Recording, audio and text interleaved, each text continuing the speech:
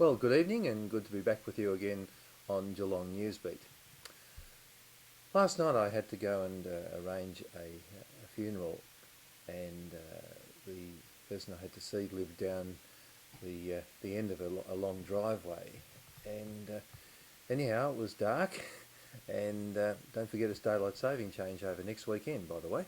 But it was dark, and in getting the car out from a very tight spot, I managed to scrape some of it on a white post. So I've got a bit of white paint and a bit of scrape and a bit of green paint from my car that's all gone. And I was really irritated by it, and it was just one of those things. You get so angry about these little things. Try and keep the car as nice as you can, even though it's 10 years old and so on.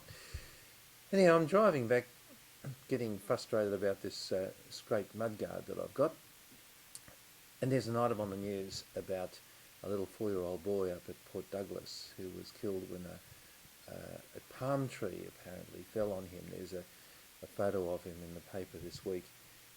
Great looking little kid, only 4 years old, and just walking along the street with his dad, and somehow or other this tree fell over, and he, poor little fellow, was killed.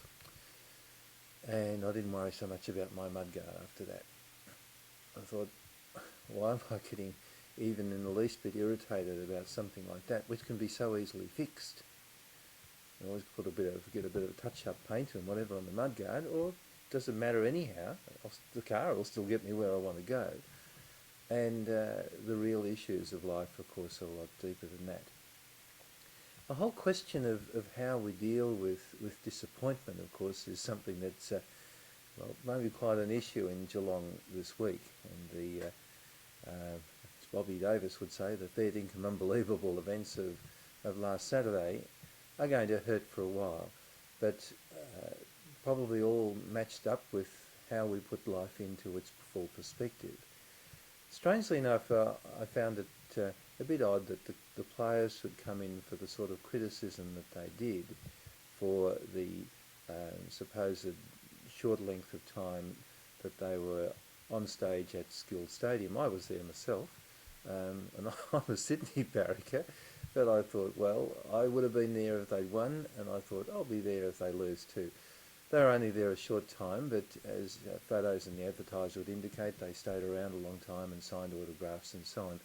But it was more on the person-to-person, one-on-one situation. And I mean, what do you do to a whole bunch of fans? What can you say other than the obvious?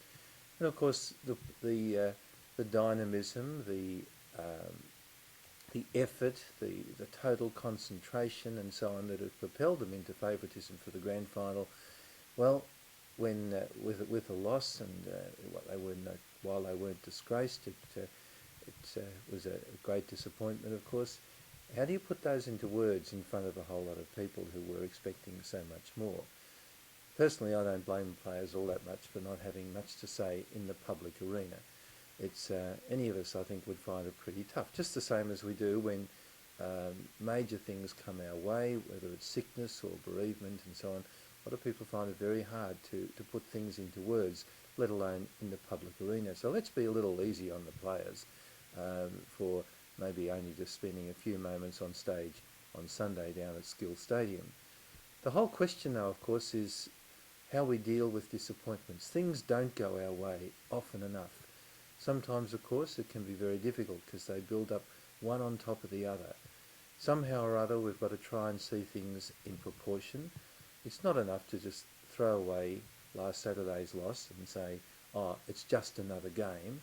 It wasn't just another game. It was a game which had a potential to bring all the joy again that it brought last year. That didn't happen.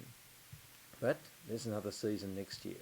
The players are the same, their skills are the same, and it may well be that their dedication is even greater. Were they complacent? I don't think so. I didn't see any element of that at all. Just mistakes were made, and we can all make mistakes, and that's the way life goes. Dealing with disappointment is something which is there for every one of us. Part of that is getting things in proportion, as I found last night with my scraped mudguard and that news item. While I don't know the family, you can only begin to understand the devastation of this bright-eyed little 4-year-old being taken from them in a freak accident while they're on a holiday, what they thought would be the holiday of a lifetime. That's the way life goes. Sometimes it goes very well, and we know that sometimes it can turn very ugly and very difficult. We need to manage the disappointments. We can enjoy the successes, but part of the value of successes is to recognise that, well, it's not always going to be like this. The successes can give us the strength to manage the disappointments. Both will always be there in our life. Let's hope that we can manage whatever disappointments come our way, as well as we manage the things that go well. And may the week go well with you. Good to be with you.